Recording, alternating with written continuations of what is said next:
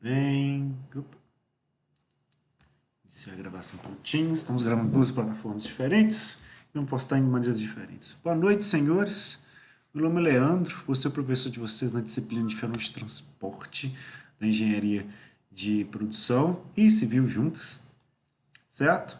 Eu sou engenheiro mecânico, formado pela PUC Minas. Tenho mestrado também em engenharia mecânica, na parte de otimização de trocador de calor para ciclos Rankine orgânico, certo? Boa noite. E vamos para o que interessa de uma vez, que a gente perdeu a aula passada, não podemos ficar atrás. Podemos ficar atrás das outras turmas. Então, para a gente dar uma olhadinha na nossa disciplina do Canvas, uma vez que a gente adentra, né, na página dela, aparecem as boas-vindas da professora Mara, né, a apresentação, cronograma de disciplina, e plano de ensino e cronograma, e as aulas presenciais que seriam o nosso espaço, certo? Na disciplina da Mara já está todo o material na parte da virtual, está todo o material que a professora Mara disponibilizou para a gente. Então, em cada um desses links, por exemplo, vai ter uma página esperando a gente, e nessa página vai conter as aulas introdutórias. Então, sempre que vocês clicarem nelas, a gente... Ô, professor. Oi. O cronograma está no Canvas? Tem um cronograma mais antigo, está aqui no Canvas. Que estranho. Um cronograma mais antigo aí que está no Canvas, tá? Pode não estar completamente atualizado, porque quando a Mara cria, como é que fala? Quando a página foi criada para engenharia de, engenharia elétrica e replicado para as outras turmas, tá? Então o cronograma que aparece para vocês aí é o cronograma da professora Mara. Daqui a pouco eu vou montar um cronograma nosso para a gente poder avaliar cada um deles, tá? Eu só mostrando aqui para a gente como é que fala? A estrutura do Canvas, que é basicamente a nossa aula 1, então faz parte para o aluno que não tenha familiaridade com disciplinas do tipo semipresencial, que ele perceba, né, como é que fala? Essas nuances, né? Porque é uma cultura diferente. Ao invés da gente ter um professor em sala de aula, fica explicando as coisas, mastigando e... Como é que fala? Fazendo exercício, etc., vocês têm um professor da virtual, que é a professora Mara, em que ela já postou o material e cabe ao aluno, né, como é que fala? Estudá-lo, certo? E estou mostrando para vocês aqui como que está o estruturado no Canvas, né? Da página inicial, a gente entra nas outras páginas, em cada um dos, como é que fala? Dos itens, né, das unidades de ensino, a gente tem as subunidades, e em cada subunidade a professora Mara colocou um vídeo explicativo sobre cada um deles, que vocês podem assistir no próprio Canvas, tá? E tem uma apresentação de slide que está sendo mostrada aqui justamente para facilitar o estudo, para um poder localizar, ter a parte escrita, certo? Isso para cada uma das subunidades, tá? Então, na hora que vocês enxergam a disciplina, tem tudo isso aqui para a gente ver em cada um dos capítulos dela, certo? Para varrer isso rápido, com um pouquinho mais de... Como é que fala? Metodologia, eu já tenho isso baixado, e vocês também podem baixar, tá? Só mostrando aqui, aulas, fenômeno de transporte, material semipresencial, e aí vem aqui unidade da 1, né? E aí tem aqui as apresentações, exercícios para a gente fazer em sala, os videozinhos da Mara que eu separei tudo para ficar mais organizadinho. E aí tem cada um deles já, como é que fala? Baixados, se quiser estudar por um, por outro, fica mais fácil, tá? Aproveitem que, estando disponível, né? Se tiver algum problema na internet, não que estiver estudando para a prova, já fica organizado para vocês, tá? Bom, isso é basicamente para agilizar essa parte explicativa sobre como funciona a disciplina, né? O professor da virtual já postou o material, ele está disponível para vocês. Daqui a uns dias a Mara já deve disponibilizar também exercícios que devem ser feitos no próprio Canvas, valendo pontos, inclusive, para, como é que fala, que vocês vão acompanhando, né, cada um deles. Vão fazendo eles, né, conforme as datas. E eles têm data de entrar no sistema, eles têm data para sair do sistema. Então, entre o intervalo que vocês têm para que a abertura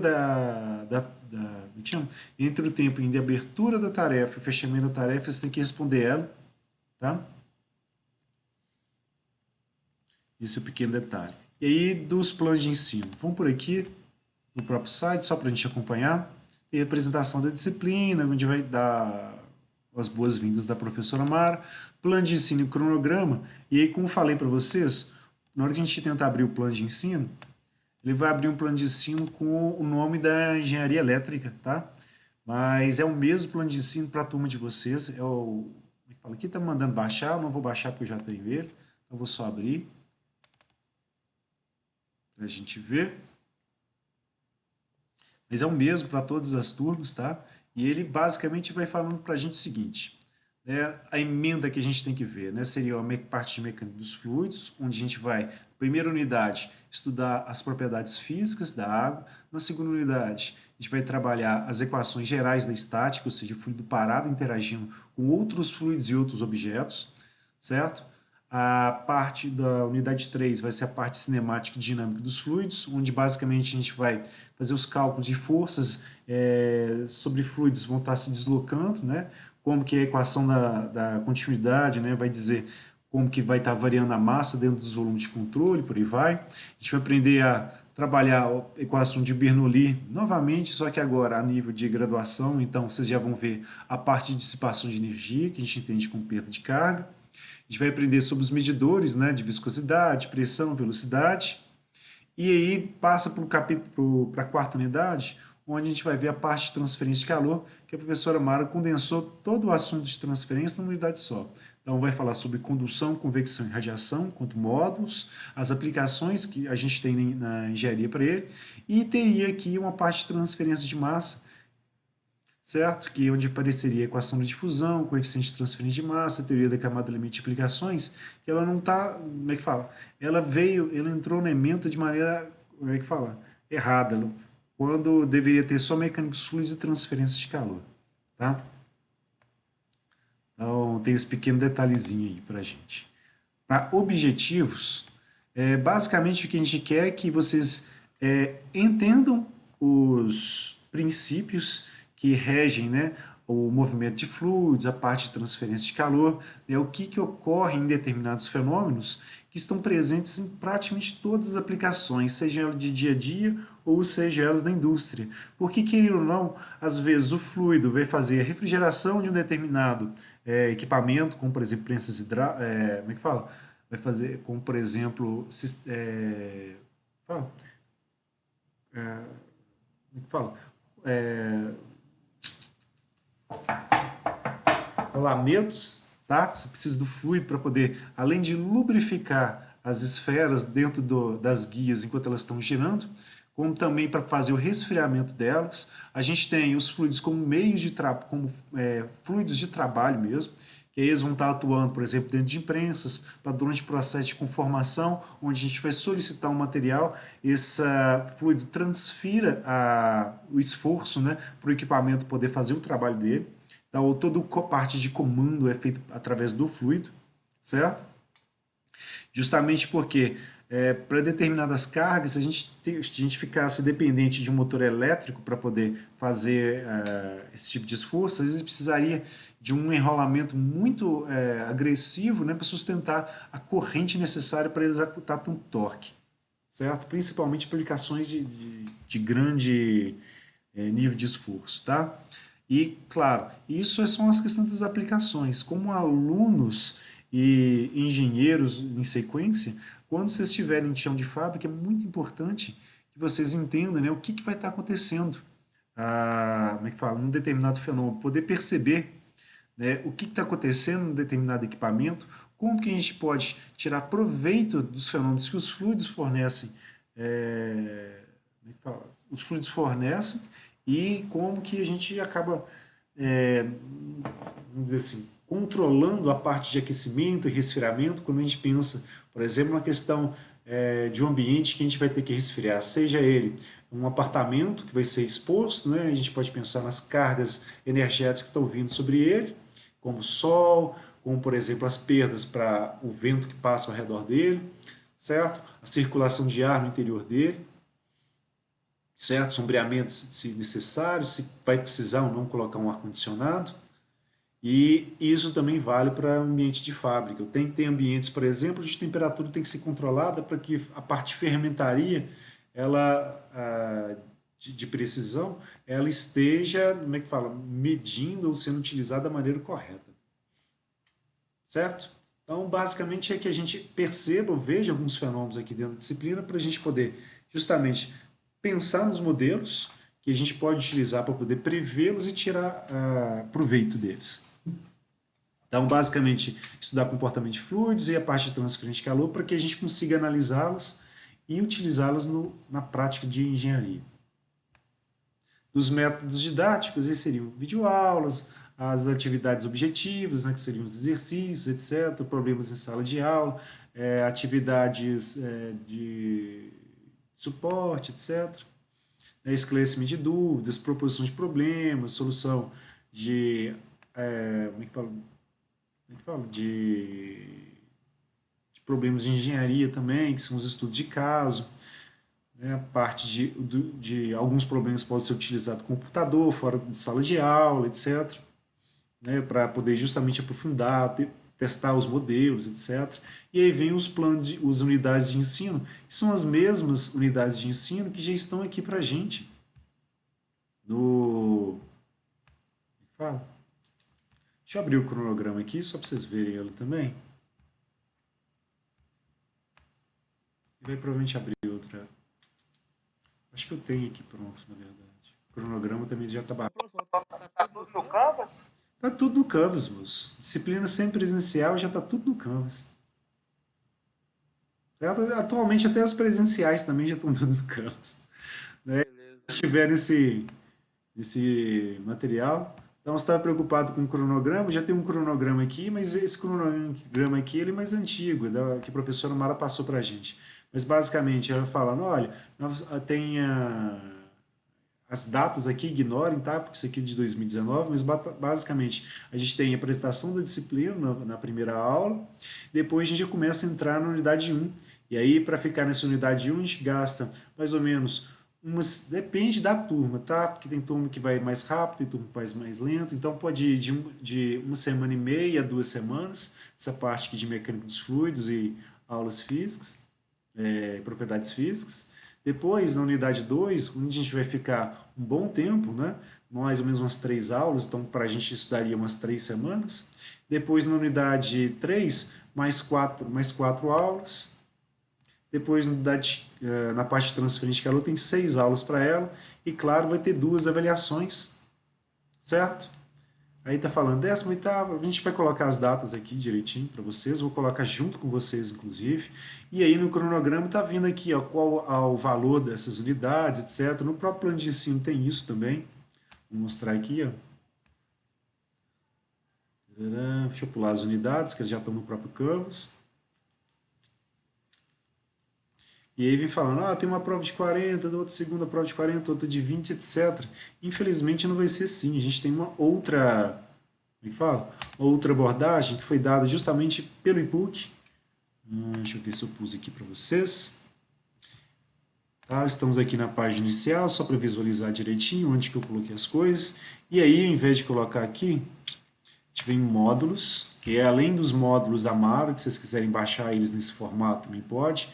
Eu vou fazer eles esconderem aqui, só para não atrapalhar. Essa é uma maneira da gente ver, unidade junto, tem unidade 2. Isso aqui é muito, como é que fala? Útil, né, para poder baixar item a item. Certo? Unidade 4. E aí, uai, cadê a minha? Não apareceu aqui. Engraçado. Deixa eu pegar de outra, que às vezes não carregou. Pegar da outra civil, tá? E aí a mesma coisa, vem aqui em módulos, eu vou colocar para vocês, não se preocupem, tá? E aí, na hora que termina o módulo, como é que fala, unidade 4, vai vir um outro módulo aqui que eu estou separando para a gente, para ser justamente a parte de aulas presenciais, onde a gente fala sobre os critérios de boas-vindas, A aula de boas-vindas eu vou postar para vocês assim que terminar essa aula aqui no Teams. Eu já coloco aqui no Canvas para vocês, certo? E para os outros alunos já tiveram aqui, como é que fala? Como a aula deles começou na terça-feira, né? Aí já tiveram uma segunda aula, enquanto a gente está na primeira ainda, mas basicamente eles viram, foi processo de avaliação, como que utiliza o Canvas, etc. E me fala, a gente fez um exercíciozinho só. Então foi coisa leve. A gente está tá querendo correr, não. A gente está mais preocupado em aprender as coisas. Então, o que acontece?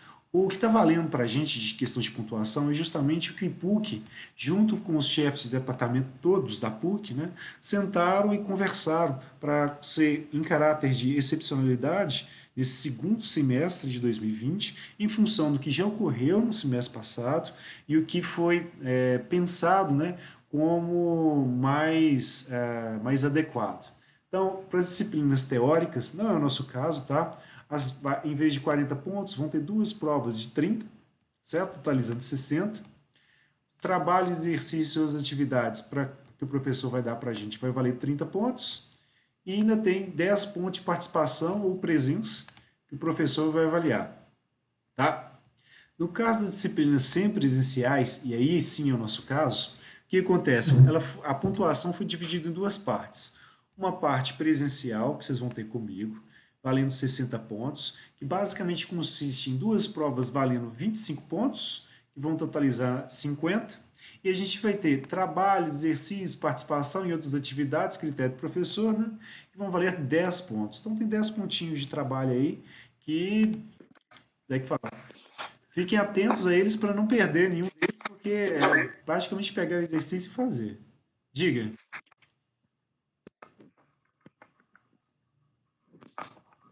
Oi? Tá. E tem a parte virtual da disciplina, onde não sou eu que vou atribuir esses pontos, é a professora Mara.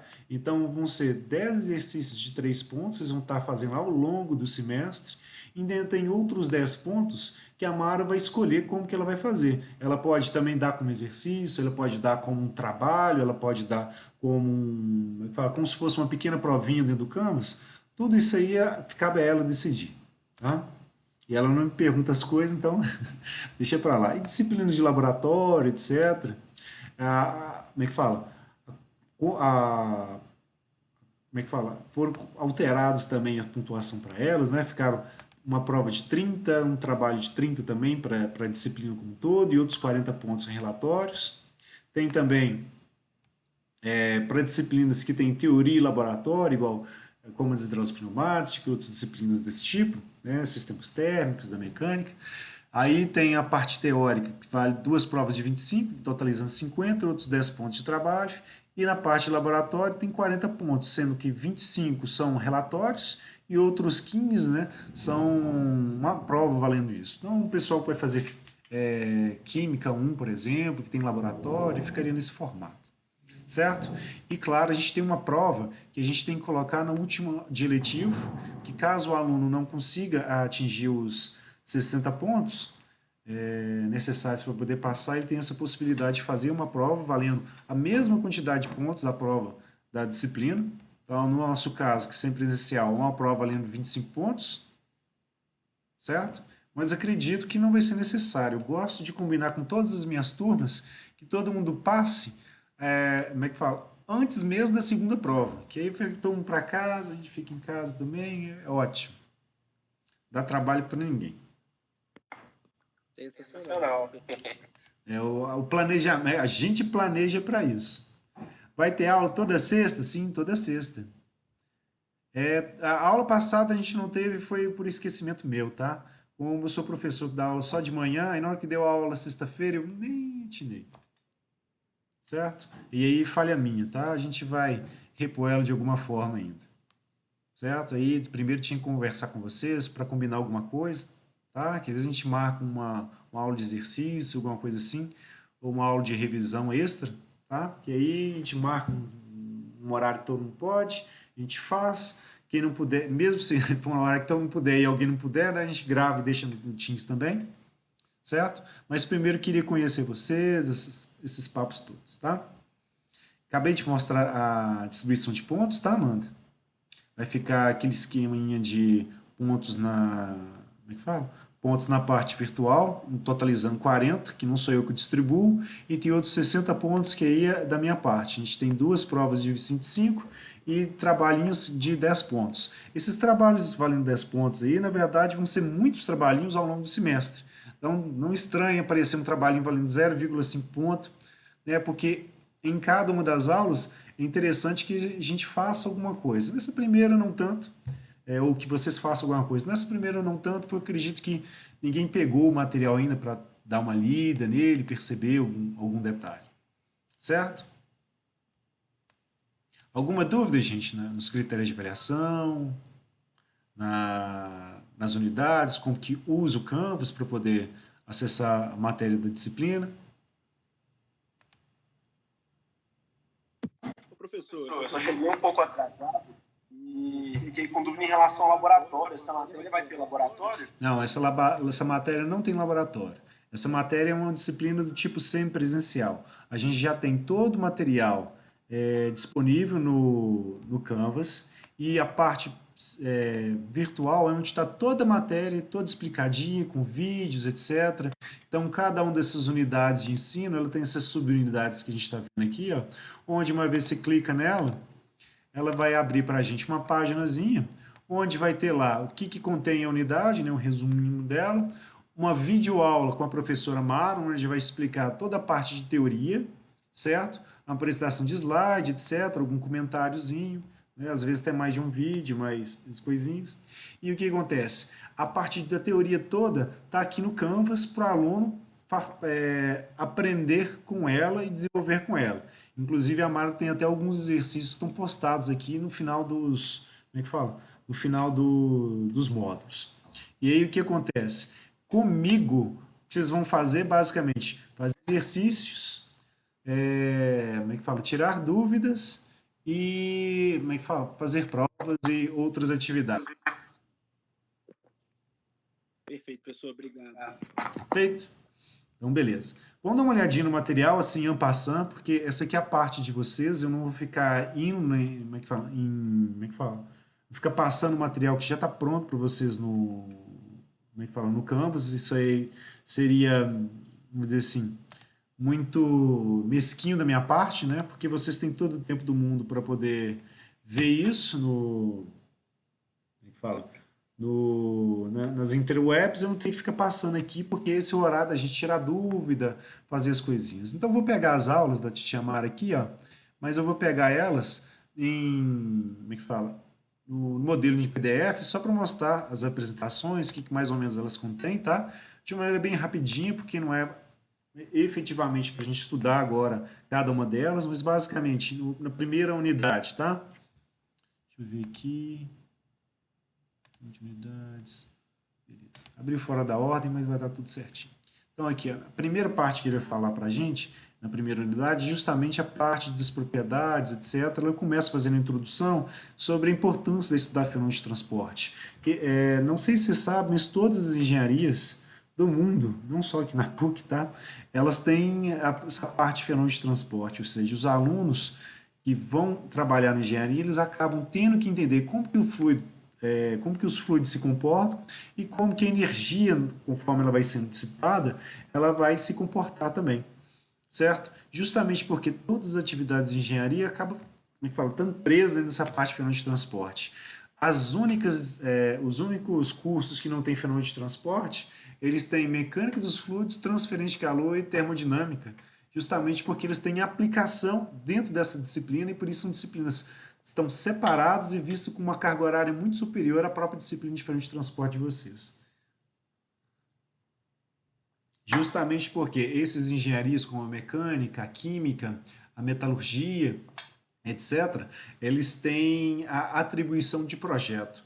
Então, além de entender o comportamento, eles vão ter que entender como que estruturas vão ser solicitadas pelos fluidos e como que a gente dimensiona elas, certo? Mais ou menos isso. Então, basicamente, vai mostrando os fenômenos, sonografia, bombeamento, ideia elétrica, um monte de aplicações que a Mara vai passando para a gente. E essa é a primeira apresentação, ela é basicamente introdutória mesmo para a disciplina. Depois vem aqui, ó, o que a gente quer dentro da disciplina, né? Que é a primeira coisa, diferenciar sólidos e líquidos, como que a gente trabalha volumes de controle, sistema aberto, qual que é a diferença entre um e outro, como que os fluidos se comportam, certo? Ela começa fazendo aqui uma revisão do que a gente entende como é termodinâmica, tá? Que é a base da mecânica dos fluidos e da transferência de calor. É a disciplina que é tão grande que ela se dividiu em outras três, certo? E aí vem falando cada uma das definições, o que é um sistema aberto, o que é um sistema fechado, vai fazendo a definição do que é um volume de controle, o que acontece com cada um deles, certo? Vai falando sobre os estados físicos da matéria. Parece bastante revisão do ensino médio e acaba sendo, tá? Porque esse início da matéria, a gente entende que vai ter aluno que ele fez um ensino médio muito bom, com um professor excelente de física e química, e teve laboratório, aquela coisa toda, e teve aluno que, no máximo, teve um professor de matemática para isso umas 2 semanas aí. Para ele, deu umas aulinhas mais ou menos, e foi isso a física e a química dele ao longo ao longo de 3 anos no ensino médio. Tá? Tem realidades muito diferentes, então por isso que na faculdade vocês têm as aulas de física introdutória, aula de matemática também, que a gente fica quase uns 2 anos no mínimo, né, nivelando todo mundo poder entrar nas disciplinas que são da parte de. Como é que fala? Da parte de profissionalizantes, né? Do núcleo profissionalizante. Certo? Vem falando as características, etc. Tudo isso a Titia Mara vai falando, etc. Deixa eu ver se já está aqui. Ó. Apresentação do fluido, não é essa. Propriedades do fluido ainda não. Não. Escoamentos não. Não vou mostrar isso aqui. Vou abrir. Cadê? Cronograma eu vou fechar aqui. Que é o plano de ensino. Tem umas coisinhas para mostrar aqui ainda. Classificação de escoamento não é isso que eu quero. Sistema de unidade e dimensão. Esse aqui é interessante a gente ver, até mesmo porque na hora que a gente pega o vídeo para ver dessa parte, é muito, vou dizer assim, maçante, porque aparentemente como é que fala? É só um sistema de unidade que a gente vai estudar. Mas na verdade é uma coisa bastante importante, então é interessante que a gente observe isso com cuidado e a gente vai tentar fazer um exercíciozinho a partir disso aqui, tá? E na hora que a gente vai falar de sistemas de unidades e sistemas de dimensões, a gente tem que pensar o seguinte: quando nós somos colônia de 1500 até 1800, uns quebradinhos, certo? E a gente estava preso nesses quase 300 anos no Pacto Colonial, ou seja, o Brasil tinha que produzir como é que fala? Os commodities de agricultura, né? Cana-de-açúcar, etc., pau-brasil e etc., só no extrativismo, e não podia ter nenhum outro tipo de atividade aqui, certo? Justamente para existir uma maneira de controlar a colônia, não evoluir muito e tentar ficar, como é que fala? Tentar ficar livre depois. Então, quando a corte portuguesa veio para o Brasil, correndo do titio Napoleão, eles chegaram aqui e perceberam que não tinha nenhuma fábrica de prego. Então, na hora que chega aqui, a gente começa a virar Reino Unido, Açores e Portugal, aí os equipamentos para começar essa nossa primeira, vamos dizer assim, desenvolvimento de manufatura, que nem industrialização é ainda, tá? É manufatura das mais simples. A gente começa a importar um monte de equipamentos que estão vindo da Inglaterra, principalmente, que é parceiro de Portugal, e todas essas maquininhas que vieram nessa época, elas vêm em unidades inglesas, né, as unidades do rei. Então, isso, como é que fala? Isso gerou aqui dentro, né, uma série de medidas e padrões de tecido, peso, etc., que vinham em libras, que eram dados em foot, etc. E foi mais para frente, depois vamos dizer assim, no Brasil de República, que a gente adota o sistema métrico, e na hora que a gente faz isso, todo o nosso equipamento ele já estava em polegada, certo? Nesse meio tempo, a gente já começou a ter as industrializações, etc. Então, muita coisa que a gente produz aqui, elas estão em unidades inglesas ou unidades, vamos dizer assim, fora do sistema internacional. E na hora que a gente vai vender as coisas, etc., a gente é cobrado sempre para estar tudo na unidade de sistema internacional, tá? Então a Mara vem falando nessas questões de unidades que vai ter algumas dimensões que a gente vai medir como dimensões básicas ou primárias e outras que são derivadas dessas. Então quando a gente vai medir um peso, por exemplo, em quilo, a gente na verdade está derivando esse quilo do grama, certo? Que eu tenho 1.000 gramas, né, para cada quilo. Então, tem essas unidades derivativas, etc.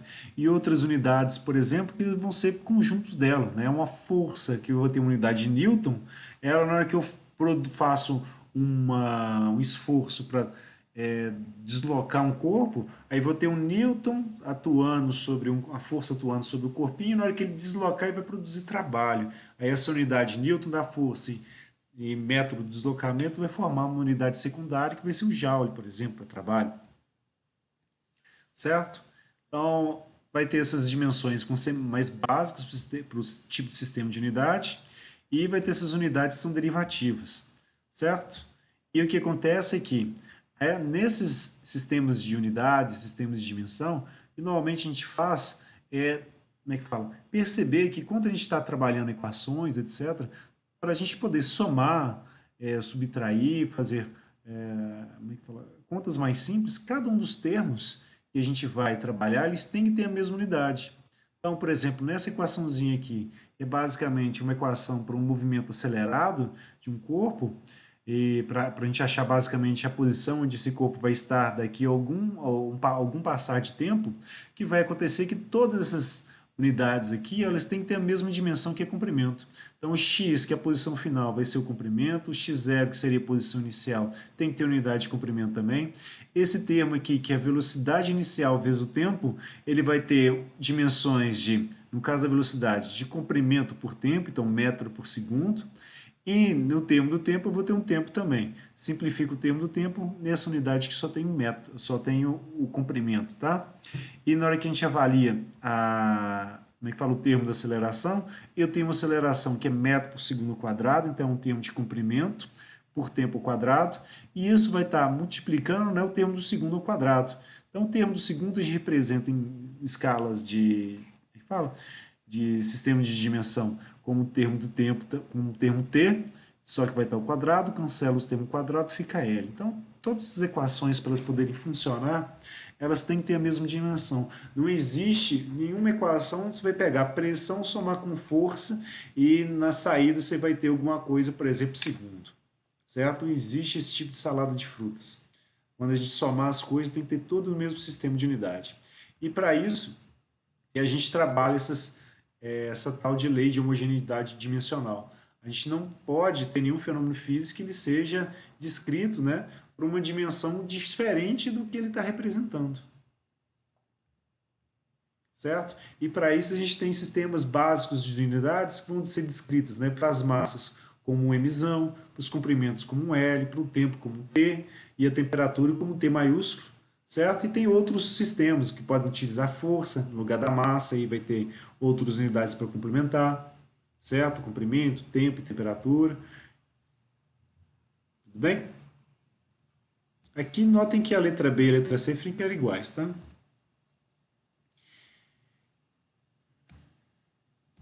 Então, estou mostrando aqui que normalmente a gente tem vários tipos de sistema. E por que como é que fala, é mostrado nesse formato? Porque nesse formato aqui, não importa se está um sistema internacional, se está um sistema britânico, se está um sistema inglês de engenharia, etc. Essas dimensões, né, que a gente vai representar, normalmente elas vão estar atreladas, né, a um mesmo... vão estar atreladas às mesmas grandezas.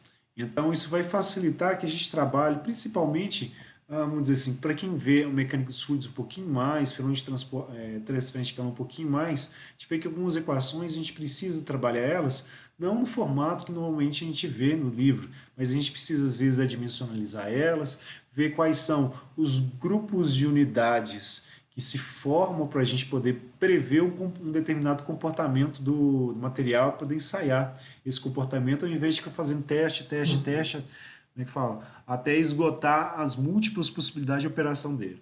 Então, uma maneira da gente trabalhar é justamente trabalhando esses conjuntos de unidades, que são os grupos pi, que é fora da nossa matéria, tá? Só mostrando as dimensões, tá? Que a gente tem para as grandezas, etc. E como que a gente utiliza de verdade a parte do sistema métrico. A gente tem para massa como descritor, né? O grama, o comprimento. No caso, esse aqui é o método absoluto, né? É o grama, o centímetro por comprimento, o tempo em segundo, a temperatura em Kelvin, etc. E...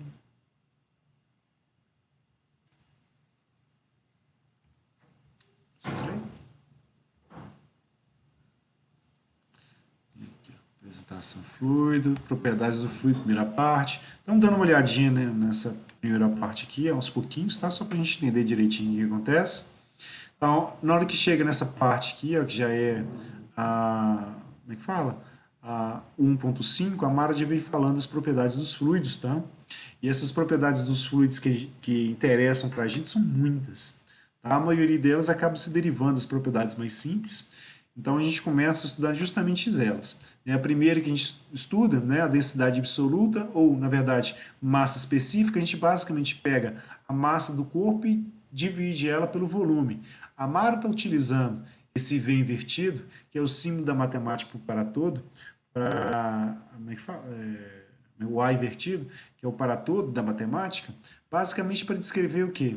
Que ao invés de ficar como V o volume, a gente normalmente reserva na mecânica de fluidos o V para velocidade. Então, ele está trabalhando esse volume aqui como esse, como esse para todo aqui. E o que acontece? Essa densidade ou massa específica para a gente, basicamente ela se resume a pegar a massa do corpo pelo volume que ela ocupa, certo? Como propriedade. Ela mostra que ela pode assumir várias unidades dependendo do tipo de sistema que a gente está trabalhando. Quilograma por metro cúbico, grama por centímetro cúbico, slug por pé quadrado, libra-massa por pé quadrado. Então, tem muitas possibilidades de a gente encontrar esse tipo de coisa, certo?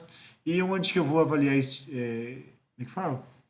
E quando que essa densidade vai ser importante? Quando a gente for comprar uma tinta, quando a gente for comprar um tipo de consumível para a gente, aí às vezes como é que fala? No rótulo já vem informando isso para a gente, justamente para a gente entender quanto que isso vai representar, como é que fala? Em peso, mas também no modelo de funcionamento do fluido, tá? Porque ela normalmente não vem sozinha. Deixa eu pular isso aqui, só para. Basicamente o que a gente chama de massa, como é que fala? Volume específico, é o inverso da densidade, então é o volume pela massa, certo? E eu queria chegar aqui, ó, na densidade. Como é que fala? Densidade não, eu quero chegar na viscosidade.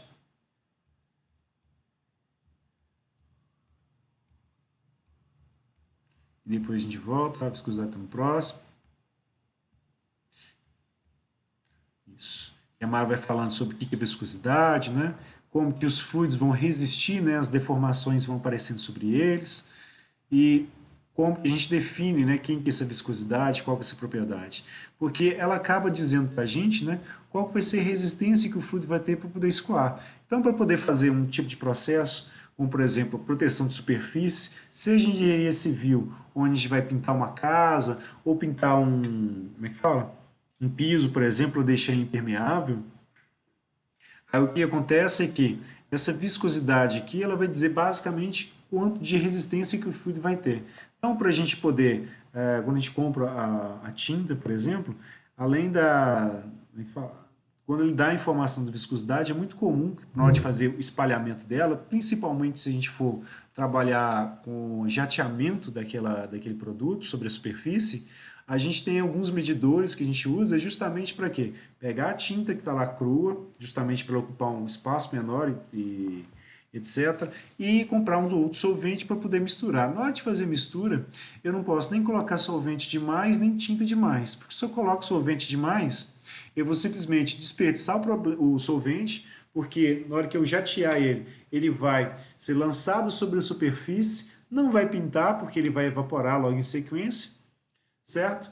E eu vou demorar muito mais tempo para fazer isso e a tinta vai demorar mais tempo para poder secar. Agora, se eu uso pouco solvente, eu vou estar trabalhando com uma tinta que vai estar pouco diluída. Quer dizer que na hora que eu for espalhar sobre a superfície, eu posso ter um descontrole na espessura que vai ficar em cada uma das camadas, certo? E além disso, o consumo, né, da tinta em si vai aumentar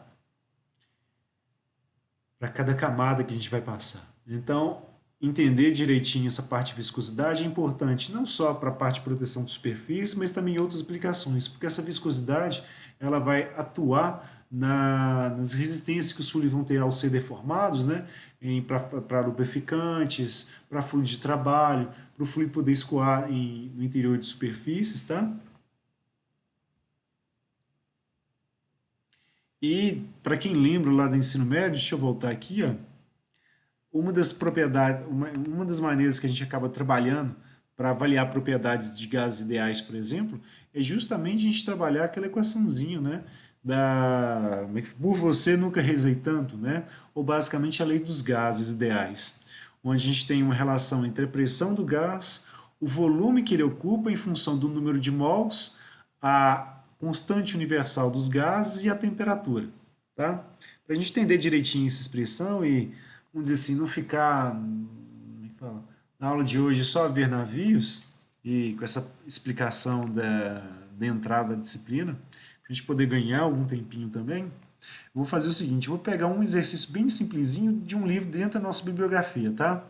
Então eu vou voltar aqui no nosso plano de ensino, só porque eu deixei essa parte reservada, onde a gente tem vários livrozinhos aqui que eles foram descritos para a gente poder utilizar. Nota um pequeno detalhe neles, tá? Todos estão listados como livro eletrônico. Isso quer dizer que eles estão disponíveis na biblioteca da PUC, certo? Se a gente vai entrar na página da PUC aqui, uma hora dessa é difícil, mas vamos lá. Entrando lá na página, aí a página da PUC, né, é cheia dos links que leva a gente para outras páginas, onde vai ter um link. Então vai procura a biblioteca. Cadê a biblioteca? Biblioteca, está aqui. Clica nela, vai abrir uma outra página, vai ter um link. E aí a gente vai buscar um acervo.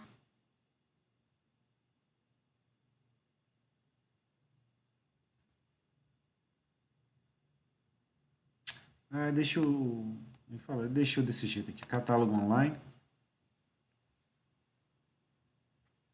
E a gente busca os livros que a gente quer. A gente pode estudar tanto pelos livros de mecânica dos fluidos, como os livros de transferência de calor, quanto os livros de fenômenos de transporte. Tem várias opções. Então, vamos pegar um aqui, por exemplo. Vamos escolher os que estão presentes. Opa, aqui não. Volta. Aqui. Vou pegar aqui da disciplina. A gente tem dos três básicos, tá? O Sengel, que é o de transferência de calor e massa. O outro Sengel e Yunus, tá? Para transferência de calor e massa. O Sengel e Simbala, mecânica dos fluidos, terceira edição. Do Fox, introdução à mecânica dos fluidos. Esses são os três básicos para a gente. Vai ter vários outros na bibliografia complementar que estão aqui para justamente enriquecer com outras coisas. Tem o Braga Filho, que é um livro de fenômeno de transporte. Esse aqui é um livro bem básico, ele é mais, ele nem tem muito exercício. Ele basicamente vai pegando as explicações sobre cada parte da teoria e vai esmiuçando ela com uma linguagem bem simplista, tá? No Canedo, por exemplo, ele tem muitos exercícios e a explicação é mais enxuta. Tem o livro do Kiff, que é um livro de transferência de calor, ele é bastante interessante, tá? Tem bastante exercício rico, linguagem clara também. O livro, que é Fundamentos de Fenômenos de Transporte, é um livro mais básico também, tá? Com as explicações mais enxutas, alguns exercícios mais simplesinhos. Tem o livro do Welch James, que é o Fundamento de Transferência de Momento, Calor e Massa, que ele é, como é que fala? Ele é um livro mais grosso, que ele aborda as três disciplinas separadamente, tá? E vai vendo pedacinho por pedacinho de cada uma delas. E aí ele é mais, vamos dizer assim, ele é mais profundo nas explicações que ele dá do que esses outros que a gente viu aqui. A gente tem o livro do Zabadal, Fenômeno de Transporte, que basicamente faz o mesmo trabalho dos outros. É um livro mais introdutório também, tem alguns exercícios bons. Da bibliografia principal, a gente tem o Sengel e o Yunus, os dois livros dele, para transferência de calor e de massa, que eles são livros como é que fala? Que eles descrevem muito bem a parte da teoria, tem exercícios, mas tem alguns probleminhas nele relacionados à tradução, tá? Parece, principalmente na parte dos exercícios, que quem fez a tradução de alguns deles, né, utilizou o titio Google e ficou uma linguagem que a gente se lê, vai entender, mas ela, como é que fala? Ela levanta uma interrogação do tipo, ninguém fala assim, porque as expressões estão fora de ordem, certo? Então, algumas frases, por exemplo, ah, ficaram meio estranhas. Sou um estranho, mas dá para entender, tá? No caso do livro do Fox, ele como é que fala, em questão de profundidade, é o livro mais técnico que a gente tem dentre esses todos, e tem muitos exercícios bons, tá? Então, ele fica como referência para a gente poder trabalhar, e eu vou pegar justamente ele. Então, introdução mecânicos fluidos, Fox. Então, vou abrir aqui, pegar algum exercício só para a gente ir conhecendo o livro, vendo essa metodologia toda aqui. Mecânica dos fluidos. Manda pesquisar. Deixa eu colocar o autor, né? Que aí vai mais rápido. Tem muitos outros livros Tem muitos outros livros dentro disso, ficaria até chatinho de a gente achar. Certo? Eu vou querer só os livros eletrônicos, aí vai filtrar para a gente. Já está aqui na 9ª edição. Tá? Como é que fala? Cada versão eletrônica ela vai sendo adicionada à biblioteca da PUC assim que ela sai, pelo contrato que a PUC tem. Então é comum, por exemplo, que no plano de ensino a bibliografia fique desatualizada, né, antes que do próprio site da PUC, porque, como é que fala? Basicamente ele cria um link de acesso para a plataforma como é que fala? Da editora. Então a editora troca o livro, e no plano de ensino, até a gente atualizar ele, o livro, como é que fala? O livro já está uma edição à frente. Certo? Que é ótimo. Não atualiza 100. Aí vai abrindo, etc. É um livro mais grandinho, então demora um pouquinho.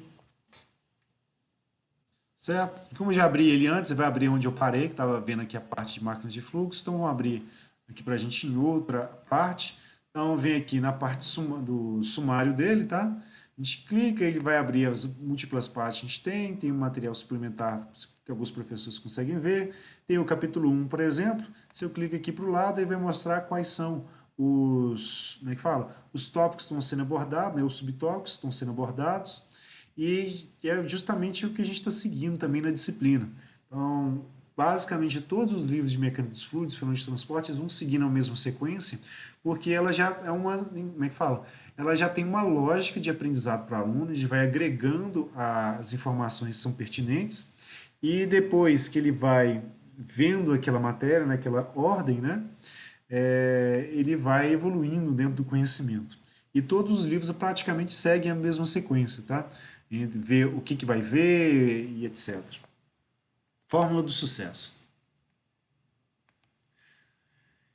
E aí vem pra gente aqui, ó. Na primeira parte aqui, que são os exercícios mais simplesinhos, eu vou pegar um, tá? Bem simplesinho, só pra gente brincar com essas equações, fazer uma revisãozinha, pra vocês entenderem mais ou menos como vai ser a aula pra gente. Eu vou copiar ela aqui, tá? Vou abrir um documentozinho aqui no Word, pra vocês entenderem mais ou menos como vai ser o formato das aulas, onde a gente vai fazer exercícios, tá? Professor, dá para escrever no quadro branco do Canvas ou do Teams? Dá, mas eu prefiro o Word, porque como é que fala? O sistema para a gente trabalhar as equações nele é muito mais rápido para poder mexer, eu consigo trabalhar, migrar coisas para cá muito mais fácil. Opa, eu queria mexer no design, no layout.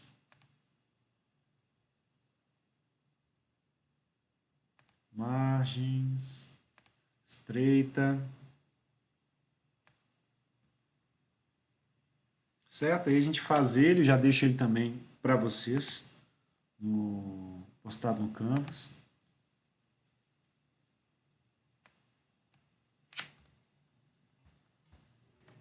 Vamos aqui. Professor, Ah, eu não achei o cronograma lá no Canvas, não? Depois se eu Volta aqui, não tem problema não, olha aqui. O cronograma está aqui, ó. Você chega, para onde de transporte, onde tem escrito aqui, ó, plano de ensino e cronograma, é um link. Você clica nisso, você vai cair lá no plano de ensino e no cronograma. Você chegou nisso aí como? Clica na sua página da disciplina, abriu lá no Canvas, e aí abriu a página toda dela. Ele está justamente aqui, ó, onde escrito plano de ensino e cronograma. Clicou nele, abriu uma outra página pra gente. E aí tá lá um linkzinho só no cronograma. Ah, aí é porque provavelmente você está visualizando ele no formato de Imagem lá. Não. É porque você está acessando provavelmente no aplicativo do celular.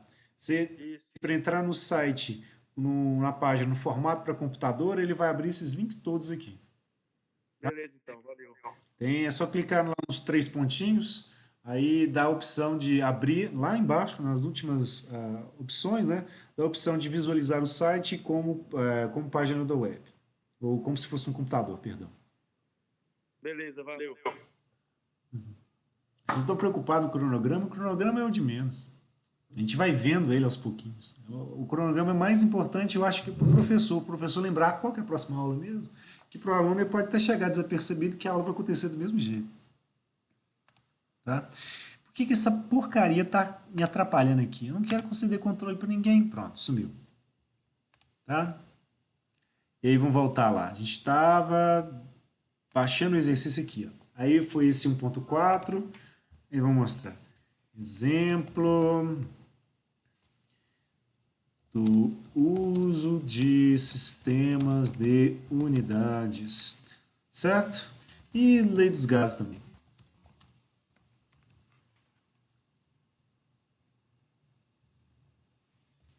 Que a gente vai ver tudo junto de uma vez.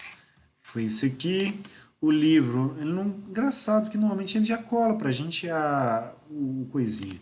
Então vou colocar o livro, é o Fox, tá? Introdução à mecânica dos fluidos. Uma olhadinha aqui. Introdução à mecânica dos fluidos mesmo, etc. Tá aqui como nona edição. Nona.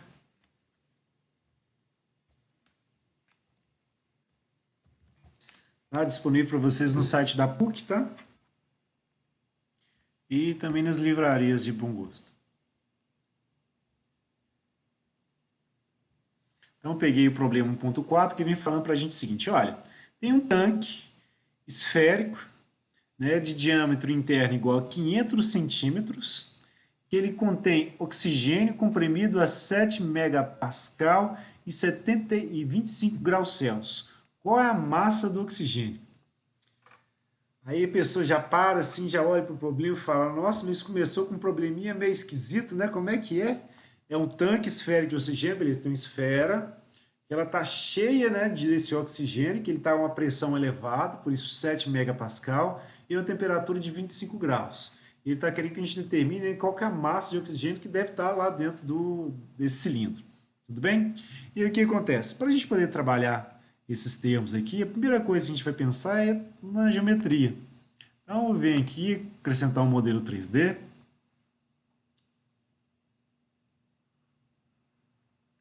Melhor do que a gente ficar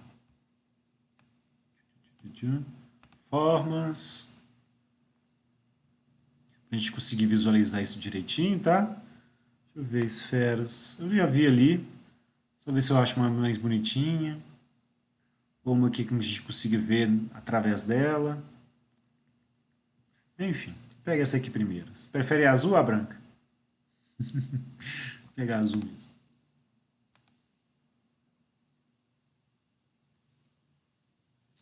Foi lá, acrescentou pra gente esfera. Vem esfera, vou deixar você aqui quietinha, tá? Aí a gente consegue... Opa, quieta.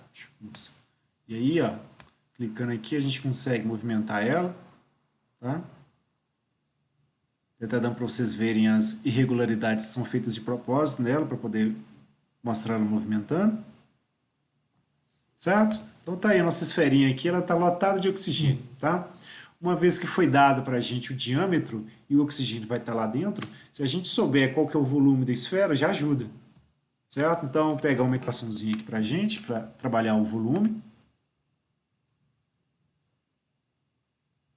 Então, a equação que a gente vai ter aqui, ó, para o volume da esfera, e aí volume a gente vai trabalhar com para todo, igual a Mara está trabalhando, tá? Aí, quem lembra que é 4/3, né? Que multiplica π e o raio ao cubo. Cadê?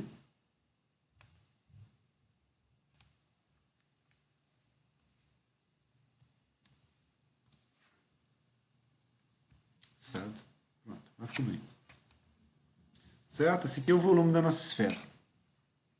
Deixa essa equação aqui reservada. E o que acontece? Ele não deu raio para a gente, certo? Ele deu praticamente o diâmetro. Então, vou marcar o diâmetro aqui para a gente, só para a gente poder trabalhar cada uma dessas unidades aqui em maneira separada. Não é um exercício que eu quero simplesmente resolver ele. Ele falou para a gente que esse diâmetro é de 500 centímetros. Certo? Ou seja, se a gente for fazer uma transformada dessa unidade aqui para metro, existem várias maneiras de fazer isso. De cabeça, utilizando o Google para perguntar como é que eu transfiro de uma unidade para outra, mas para exercícios, coisas de prova, concursos, por exemplo, se vocês forem fazer alguma coisa do tipo, uma das dicas que eu gosto de ensinar é desse jeito aqui. Ó. A gente pega a... A gente faz uma operação de divisão onde a unidade que a gente vai querer transformar, a gente pega ela e coloca na posição inversa. Ou seja, se eu quero aqui se eu quero transformar esse centímetro aqui para metro, eu vou pegar esse centímetro que está no numerador e vou colocá-lo no numerador desse divisor, tá? E a unidade para a qual eu quero transformar ela, eu coloco aqui no numerador. E aí o centímetro vai cancelar com centímetro, vai sobrar metro, certo? E aí, para eu transformar de unidade para outra, a gente tem que lembrar quantos centímetros que vai ter no metro. Então, quantos centímetros tem no metro mesmo?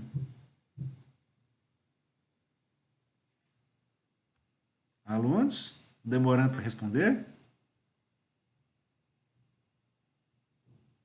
Engraçado que nas fotinhas eu já vi alguns de vocês.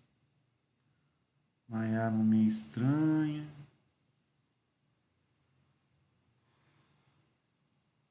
Oi, vocês estão aí? Então, tem 100 centímetros no metro, né? E aí... Ninguém está respondendo. Ah, 100. Pode repetir, por favor. Perguntei quantos centímetros tem no metro. Perguntei também se você estava aí, porque ninguém estava respondendo.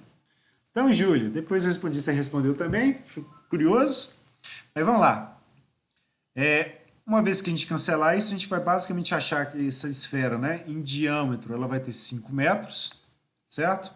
E como unidade só em metro, naquele sistema de unidade, que normalmente usa o sistema em inglês, né, o que vai representar essa unidade por comprimento, normalmente é a letra L.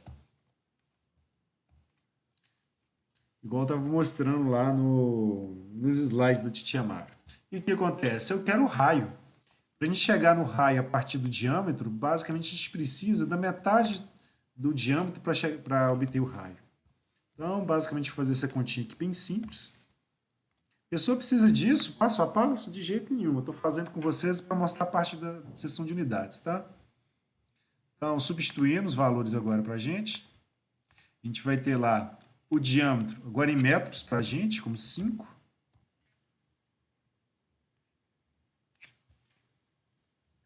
Certo? E o 2 continua sendo 2. E na hora que eu divido um termo que tem uma unidade para o outro que não tem, né? Vai ficar só a unidade, vai passar direto. Então, eu vou ficar com 2,5 metros, né? Para a gente descrever, né, o raio que essa esfera vai ter. E aí, como unidade, ou como dimensão, vai ter dimensão só de comprimento mesmo. Tá? Agora, para o volume, que a gente tem já o diâmetro e o comprimento, engraçado que está tudo meio cinza. Pronto, ficou pretinho agora. Então vamos pegar e fazer a substituição desses valores aqui. Univos, equações. Substituindo aqui. Vamos colocar aqui. Opa, Ctrl Z. Legal. Alguma dúvida, gente? Uns áudios vazando aí.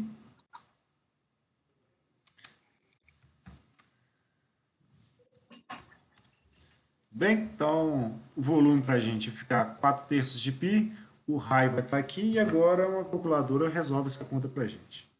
4 dividido 3 vezes um πzinho, isso vai estar multiplicando para a gente os 2,5 eleva ao cubo. Então vai dar para a gente um volume de 65,4498. Então vou aproximar aqui com duas casas decimais, tá? Metros cúbicos, que é o que vai sobrar, porque eu tenho uma unidade de metro que foi elevada à terceira. Certo? E aproximadamente, né, para ficar mais bonitinho nas matemáticas. E aí, essa unidade de volume aqui, como ela depende de metro cúbico, no sistema de unidades, ela representa para a gente um comprimento, né, a terceira.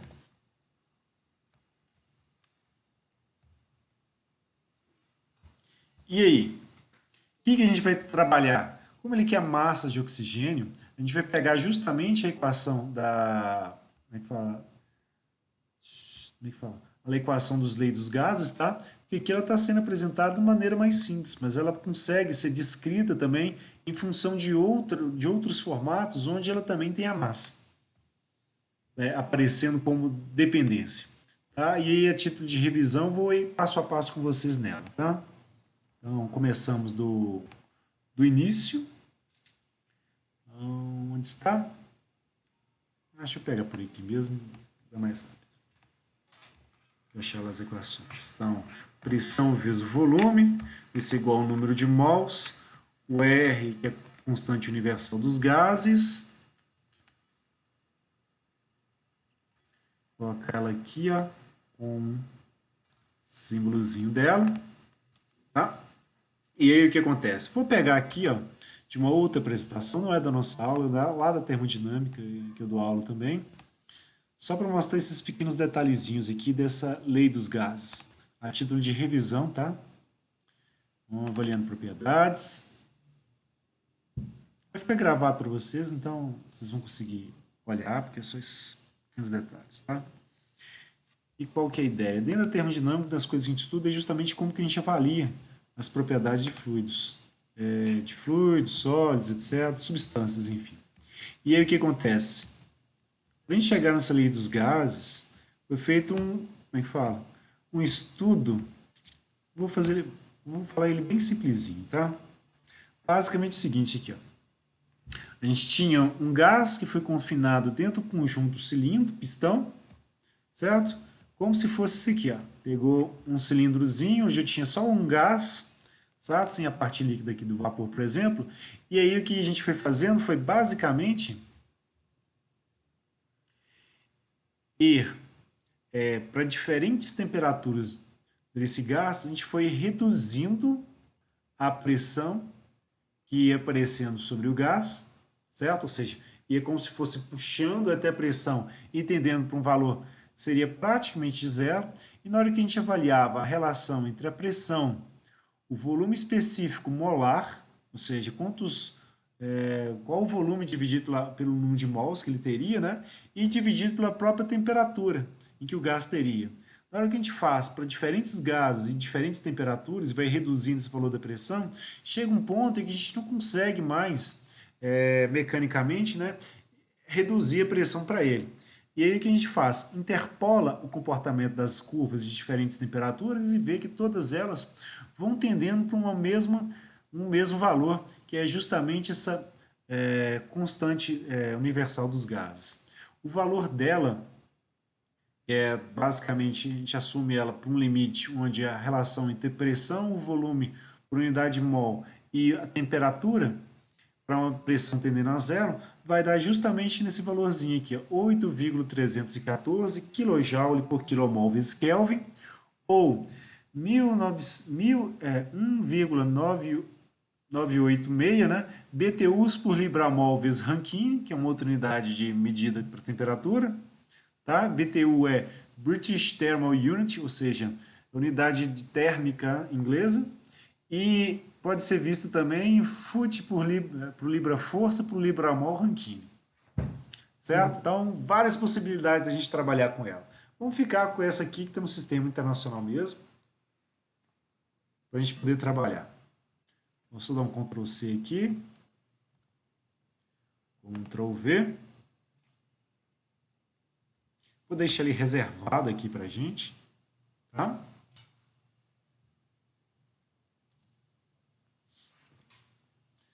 Para a gente poder trabalhar depois com as unidades dele também, inclusive. Soltar uma linha aqui para dar uma defasada também. E aí o que acontece? Para a gente poder trabalhar essa equaçãozinha e chegar na massa, a gente vai fazer os seguintes passos. A primeira coisa é pensar na massa molar do oxigênio. Tá? Professor, o que é massa molar? Vamos olhar aqui no Google. Massa molar. Ele vai vir aqui com definição toda bonitinha, etc. Vou mostrar de outra maneira aqui para vocês. Tabela periódica. Que eu explico por ela. Imagens. Qual que está mais bonitinho? Aqui. Deixa eu mostrar como uma nova guia. Só para poder dar um zoom bem bonitinho nela. Certo? Aqui é a nossa tabela periódica. Aí ficou ruim. Não está numa resolução muito boa, não. Deixa eu ver uma outra melhor aqui. Talvez essa.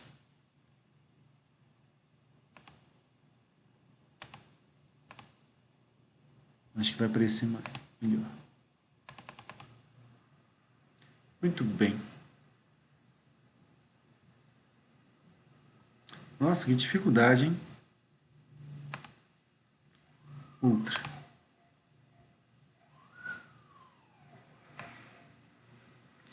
Eu quero uma.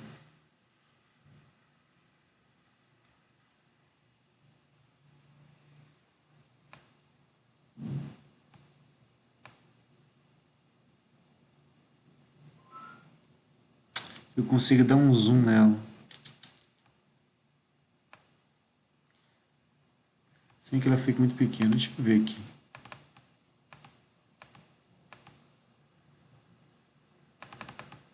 Deu. Esta.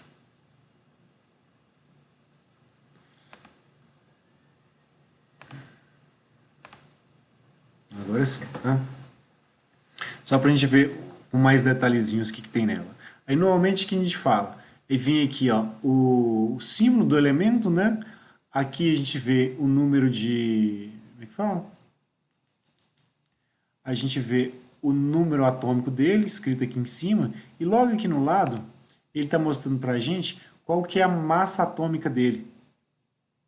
Certo? E essa massa atômica, se a gente for dar uma olhadinha, ela não é do... Como é que fala? Não é de um átomo em si, mas normalmente, em função do que a gente vê na natureza, por exemplo, a gente tem carbonos, que tem lá, vamos dizer assim, 6 prótons, certo? E 6 nêutrons, que é o carbono 12. Cada próton e cada nêutron tem uma massa, tem a massa de 1, certo?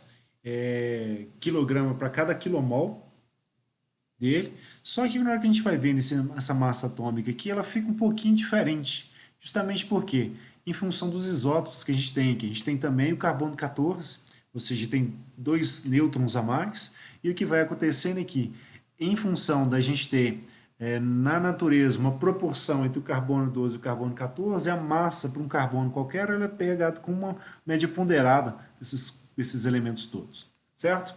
Interessa para a gente mesmo nesse exercício isso aqui, ó, a massa molar do oxigênio, que é 15,99999, isso em função de a gente ter uns oxigênios, tá? Que tem um número de, como é que fala? Um número de nêutrons, né, menor que 8, certo? O número de prótons é sempre 8, senão vai ser outro elemento, tá? Então, massa molar do oxigênio, ela vai ser, deixa eu colocar como equação também,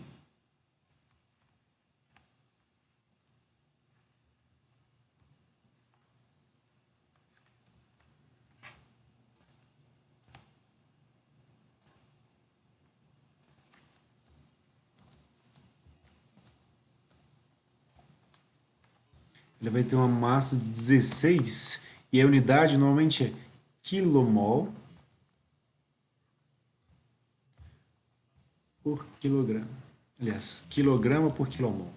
Maluco. Quer dizer que a cada 1000 mols a gente vai ter 16 quilos de oxigênio. Certo? E o que a gente vai fazer? Essa massa molar aqui, ó, a gente pode fazer ela aparecer multiplicando e dividindo esse lado aqui da equação. Então, eu vou acrescentar aqui, ó, em cima e embaixo, a massa molar e a massa molar. E a gente vai recombinar essa equaçãozinha aqui, ó. O que nós vamos fazer com ela? Nós vamos pegar a massa molar e multiplicar pelo número de mols. Isso vai fazer com que, se eu tenho, por exemplo, 10 mols, eu sei que a cada 1000 eu vou ter, por exemplo, 16, aí eu vou chegar no termo da própria massa a própria massa do gás. Então, vou separar ele aqui para ficar mais bonito. Vou colocar 1 multiplicando esse termo daqui. Bota assim, fica bonitinho. E o que estava dividindo, eu vou deixar ele dividindo esse termo aqui, ó. E quando a gente fizer isso, a gente vai formar a massa, certo? E esse outro termo aqui, o que seria como é que fala?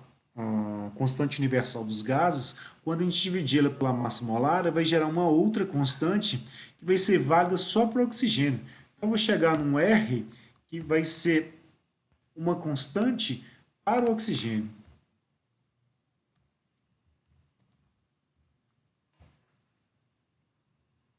Certo? Vezes a própria temperatura. Aqui. Se a gente quiser chegar nesse R do oxigênio aqui, ó, só fazer essa continha aqui, ó. Vem para cá. Ela vai ser para a gente o constante dos gases pelo R do próprio oxigênio. Então, vai ser para a gente, de novo, divisor, isto, certo? Por isto. O que vai acontecer é que, basicamente, as unidades de quilomol, elas vão se cancelar, porque a de cima, a do numerador, ela está, na verdade, dividindo, certo? E a do denominador, ela também está dividindo. Então, uma vai cancelar com a outra, e esse quilograma que está aqui no divisor, ele vai continuar dividindo. Então, a unidade final para a gente, ela vai ficar basicamente, né? Isso aqui, ó. Kilojoule por quilograma e Kelvin, certo? E aí pega 16 aqui, não sei porque não veio junto. Então, ficaria os 8,314, e a gente divide isso pelos 16, que é a massa molar do oxigênio, e vai chegar no valor de 0,519625, então 0,52, por exemplo, aproximadamente. Vou colocar mais uma casa, outra casa seria 19, vai para 520, não, aqui arredondo.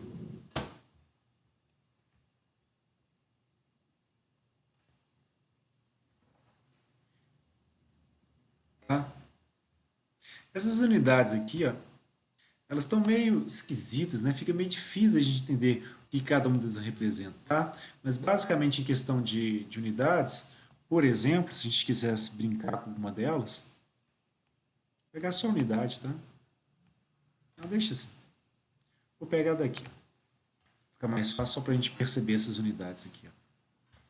Esses... Só unidade. Esse quilojoule por quilograma mol, se eu pego as unidades que são compostas, igual esse quilojoule aqui, ó, eu posso fazer aquela mesma brincadeirinha que a gente fez para transformar o de centímetro. Ele funciona do mesmo jeito.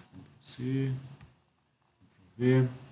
Ela vai ser para a gente, no caso do quilojoule, eu vou deixar ele aqui embaixo, porque ele vai ser a unidade que eu vou querer transformar. Virar ela aqui, só que fica maiorzinho. Aqui. Certo? Transformar de uma em outras, tá? Então, quilojoule por quilograma Kelvin, eu vou simplesmente pegar o quilojoule, fazer ele aparecer aqui, e a unidade para o... Deixa minúsculo aqui. E a unidade para a qual a gente vai querer transformar esse quilojoule é justamente a unidade referente, né, ao trabalho e energia, que é Newton vezes metro.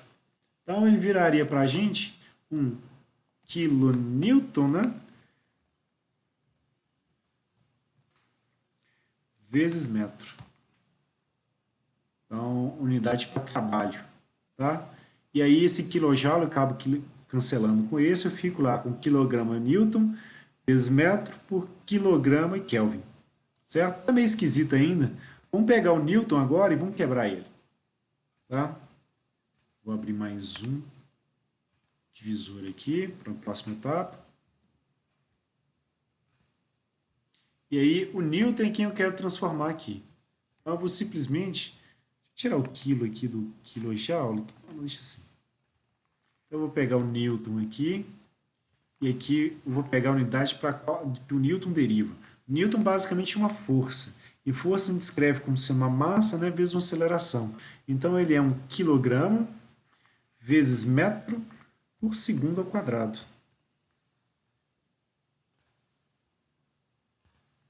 Vou colocar uns pontinhos aqui, multiplicando esses tempos todos, tá?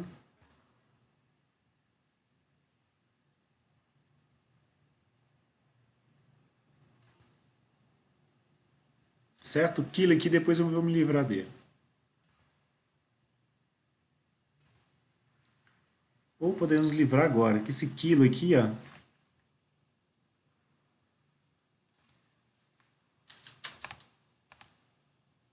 vou fazer o seguinte, colocar o quilonewton aqui primeiro. Aqui eu vou colocar o titio newton só. E como o quilo é um multiplicador de 10 à terceira, eu vou relacionar o quilonewton, né, com newton vezes 10 elevado à terceira. Sim. Certo? E aí eu vou poder cancelar esse newton com esse quilograma vezes metro por segundo quadrado sem problema aqui. E aí, ó, o que vai acontecer? Na hora que eu vou olhar as unidades, eu tenho aqui, ó, esse quilograma e esse quilograma, eles são unidades que acabam ficando, como é que fala? Que acabam duplicadas. Eu posso simplificar elas. Eu tenho um metro aqui que vai estar aparecendo, eu tenho o segundo ao quadrado dividindo aqui, que apareceu para a gente também, certo? Que não fala. Que vai sobrar junto do metro. Então, a unidade final que a gente vai ter vai ser uma coisa bem parecida. Olha aqui. Cancelo o quilojoule com quilojoule, o quilonewton com quilonewton, o newton com esse newton, o quilograma com o quilograma daqui. Então, vai sobrar o Kelvin no denominador. Então, já vou... Coloquei aqui a 10 à terceira.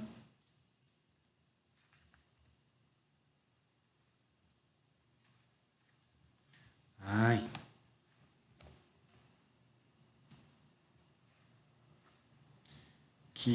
Cujas unidades vão dar para a gente? O Kelvin que vai sobrar aqui no denominador. Esse segundo ao quadrado que vai estar aqui também. Que ele está dividindo. E a gente vai ter aqui, ó, vai ter metro vezes metro, então metro ao quadrado. Por Kelvin segundo ao quadrado. Certo? Uma outra unidade para poder descrever isso aqui só em função de unidades mais simples.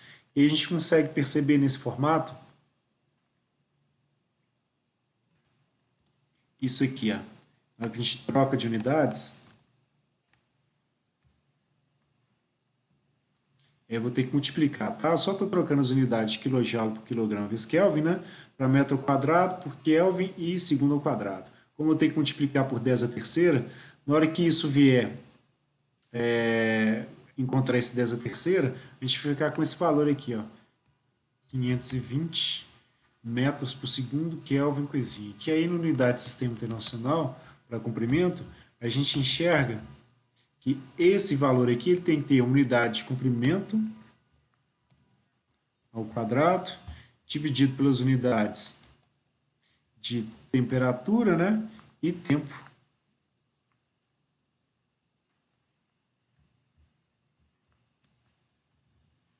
Certo? Essas são as unidades de grandeza aqui para esse R do gás aqui. Tudo bem? Só brincamos um pouquinho com as expressões para chegar nisso daqui. Engraçado que alguns estão em negrito, outros não estão. Pronto. Tudo fica em negrito agora, não fica diferente. Que a parte aqui que é, vamos dizer assim, acessório do problema. E aí, uma vez que a gente chegou nesses termos aqui, ó, para a expressão da lei dos gases, né? E a pressão vezes volume igual a massa, o R do oxigênio e a temperatura, a gente vai fazer vai ser isolar o termo da massa. Ou seja,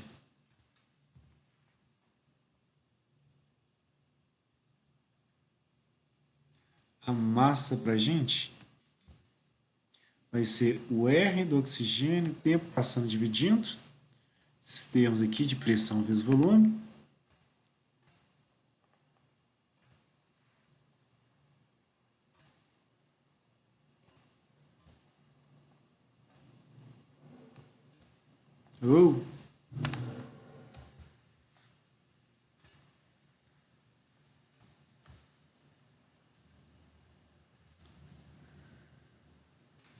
E aí vamos brincar com as unidades também, para fazer a conta, tá? Ele deu para a gente que a pressão é de 7 mega. Como já está dando 8,30, eu vou agilizar aqui, tá? Eu já vou substituindo os valores e na própria continha aqui eu depois vou fazer esse trabalho todo, tá? E aí o que acontece? A pressão para ele, que informou para a gente, é de 7 megapascal. Nós vamos ter que transformar essa unidade. O volume, que a gente vai trabalhar, é aquele que a gente calculou de 65,45 metros cúbicos.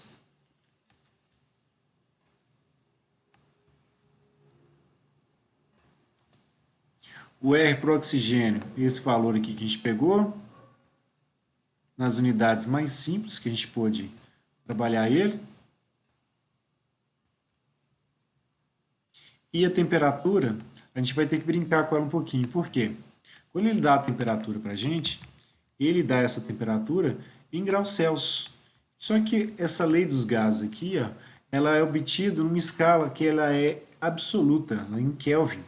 Então, os 25 graus Celsius, para a gente transformar eles em Kelvin, basta a gente somar 273,16, tá? Para a gente poder chegar. Porque o que ocorre é que tanto a escala Celsius quanto a escala grau Celsius, elas foram pensadas da mesma forma. Tá? Localiza para Celsius, né? A referência dela no ponto tríplice da água, que é como é que fala? A 0 graus e a 1 atm, você tem a possibilidade de existir gelo sólido, como é que fala? Água sólida, ou seja, gelo, a água líquida e vapor de água ainda. Todas as três fases coexistindo. Esse é o ponto tríplice. Agora, para a gente trabalhar, como é que fala? O ponto de ebulição foi utilizado justamente para fazer um ponto superior.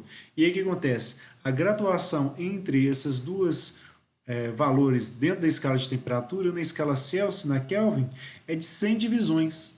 Então, ambas têm essa particularidade de ter 100 divisões nessas etapas e o que muda de uma para outra é a referência. Enquanto o grau Celsius, a referência é o próprio ponto tríplice, ou seja, o 0 grau Celsius, para para a escala Kelvin, né, ele usa como referência o zero absoluto, certo? E é quando ele vai pegar, vamos dizer assim, o mesmo pistãozinho, onde ele fez o processo para chegar na constante universal dos gases, e ao invés de ficar alterando o valor da pressão, ele vai simplesmente ir reduzindo a temperatura até que o valor do volume vai tendendo a zero. E aí, claro, não consegue chegar nesse valor exato, né, mas ele vai interpolando a curva até atingir, né, esse valor de 273,16. E aí, na hora que a gente faz a continha, a gente chega no valor de 298,16, tá? Normalmente esses 16 aqui, ó, eles são normalmente desprezados, eles são muito pequenininhos em relação ao resto. Então, a maioria das contas que a gente faz acaba desprezando esse valor aqui do 16 para o Kelvin, tá? Eita.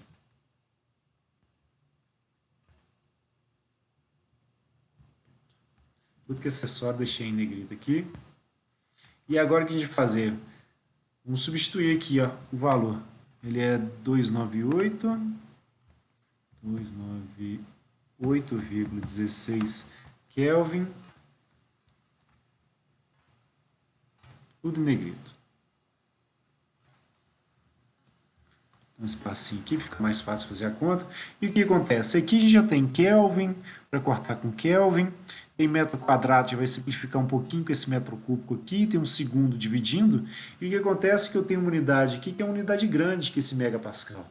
Tá? O que a gente vai fazer agora é transformar. Eu vou transformar aqui mesmo, justamente para poder mostrar que eu posso fazer fora, posso fazer dentro, não faz diferença. O que interessa é que no final tenha tudo uma unidade, só que é quilograma, que inclusive é a única que não apareceu aqui até agora. Já que tem que ser a massa, né? Então, esse megapascal. Eu quero transformar ele, então a primeira coisa que eu vou fazer é copiar ele aqui, megapascal, e aqui em cima eu vou mudar para unidade de pascal. O mega basicamente multiplica, né, por 10 a sexta. Então eu vou vir aqui, vou elevar a sexta, vou fazer assim, né, não tem atalho para isso. Certo? E aí eu vou eliminar o mega que está aparecendo aqui e vou ficar com unidade pascal. E o pascal nada mais é do que unidade para pressão, então é uma força por área. E se é uma força por área, ela vai ser para a gente Newton por metro quadrado. Certo? E se ele é Newton por metro quadrado, o tio Newton, por sua vez, eu posso quebrar ele de novo. E eu vou quebrar ele novamente em quilograma vezes metro por segundo, para ficar a unidade mais simples aqui, certo?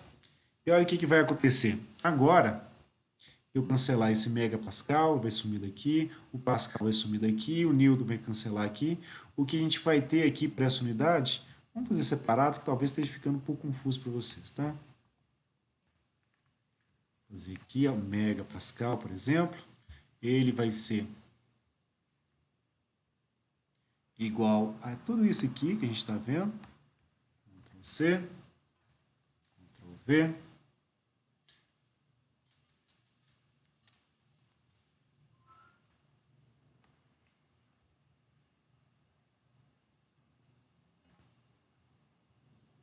Vou deixar assim, ó, 7 megapascal. Ele vai ser igual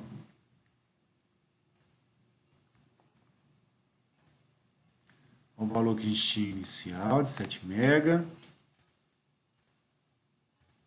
Vai multiplicar 10 a sexta, vai dividir pelo megapascal. O pascal, por sua vez, vai vir para cá para cancelar, vai ficar um newton por metro quadrado. Vou pegar o newton, vou simplificar ele aqui. Então, quilograma por segundo. Então, querendo ou não, a gente ficar com a unidade final, que vai ser de 7 vezes esse 10 a sexta aqui.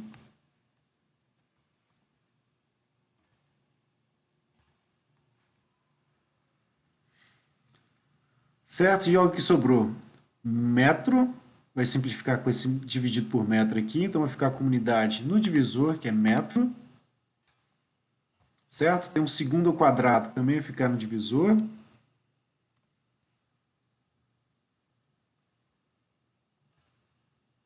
E esse quilograma vai ficar aqui em cima. Então, esse megapascal vai virar 10 a sexta, né? Quilograma vezes metro por segundo ao quadrado. Então, as dimensões para, vamos dizer assim, temperatura aqui para a gente é simplesmente T. Essa aqui vai ter unidade para massa. Então, M dividido por comprimento, então L, e segundo, então tempo quadrado.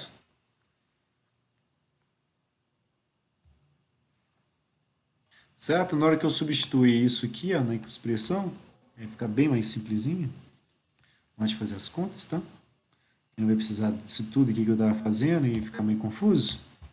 Porque agora o que vai acontecer? Esse quilograma que está aqui, ó, ele não vai cancelar. Ele vai ser a unidade que vai sobrar para a gente.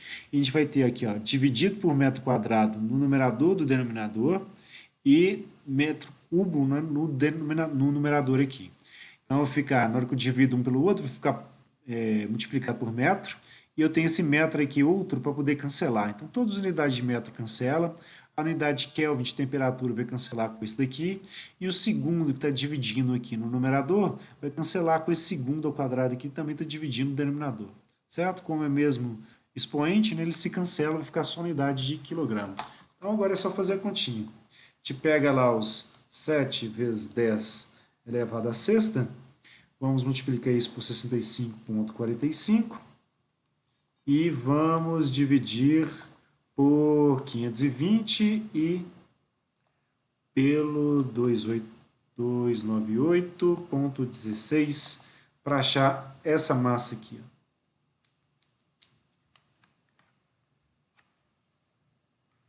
2954,89. É 98, perdão, quilogramas, tá?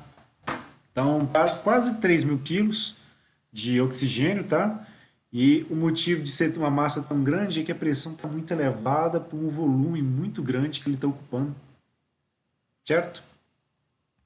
Basicamente isso. Vamos ver se não tem nenhuma unidade que a gente deixou para trás. A massa que a gente chegou no final, né? A unidade para representar ele é o mzão. Aqui. Fizemos, acabou. Um exercício só que eu vou postar para vocês também. Eu vou salvar aqui, vou dar um nomezinho para ele. Alguma dúvida? Professor, Ah, boa noite. oi, boa noite. Você pode compartilhar com a gente esse arquivo Word aqui no Teams, por favor? Sim. Para gravar a aula? Na verdade, eu vou deixar no Canvas, tá? Só porque fica mais organizado. Que aí fica listadinho para vocês, tá? Mas eu vou postar para vocês na nossa aula. Vou colocar também as outras coisinhas que acabaram ficando de fora. Eu coloquei para todas as turmas e acabaram que esqueci de vocês. Entendi, beleza. Obrigada. Aquela parte de critérios de avaliação que o IPUC colocou, etc. Tá? Beleza, obrigada, professor. Então, ao longo do semestre, basicamente nossas aulas vão ser mais ou menos isso, tá? Eu preciso que vocês façam o papel de vocês, que é basicamente assistir às aulas que estão no, como é que fala, no Canvas, da parte da Mara, certo? A gente vai estar vendo nessa semana e na próxima, né, essa parte, nas outras aulas ainda, essa parte da unidade 1, certo? E em seguida, a gente já vai ir para a unidade 2. E lembre, comigo vocês vão apenas tirar dúvidas e a gente vai ficar fazendo exercício. Uma hora eu vou fazer um exercício, outra hora eu vou passar um outro exercício para vocês fazerem. E vão ser exercícios variados, tá? E valendo pouquíssimos pontos. Já que eu só tenho 10 pontos para distribuir, não se assuste se aparecer lá uma tarefa, né? Valendo 0,5 pontos, por exemplo. E aí é basicamente para ir trabalhando uns pouquinhos, né, ao longo de todo o semestre e não ficar nem muito parado, nem trabalhando demais. Tá?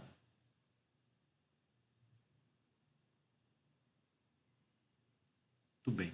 Então, Já deu 8h40, então, para não atrasar vocês para a próxima aula, 8h45 na verdade, eu vou encerrar a aula aqui. Vou postar um link com essa aula de hoje como é que fala? No Teams também.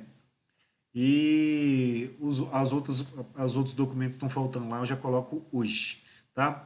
Eu também vou colocar a versão gravada dessa aula aqui no YouTube, certo? Para vocês buscarem. É só procurar pelo meu nome, Leandro Pires e Fenômeno de Transporte, vocês vão achar essas aulinhas aqui lá também, certo? Diferença dos dois. O arquivo do Teams é muito grande, por isso que eu estou utilizando um outro software, que é o OBS Studio aqui, para criar um arquivo de tamanho menor, que deve ficar na faixa de 230 MB, para quem quiser baixar e estiver utilizando dados móveis, ainda está grande, mas não é os gigas que viram os arquivos do Teams, tá? Basicamente isso. Alguma dúvida, gente? Tá bom. Então vamos encerrar aqui. Um abraço a todos. Fique com Deus e qualquer coisinha, se vocês tiverem dúvida, etc., pode mandar mensagem pelo próprio Teams que eu vejo, tá? Ou então via Canvas. Você também tem a opção de mandar, fala, mensagem para mim por lá, tá? Não manda mensagem no SGA, porque senão eu vou ter que abrir o SGA para ver e eu não gosto do SGA. Até mais para vocês. Vamos lá, encerrando.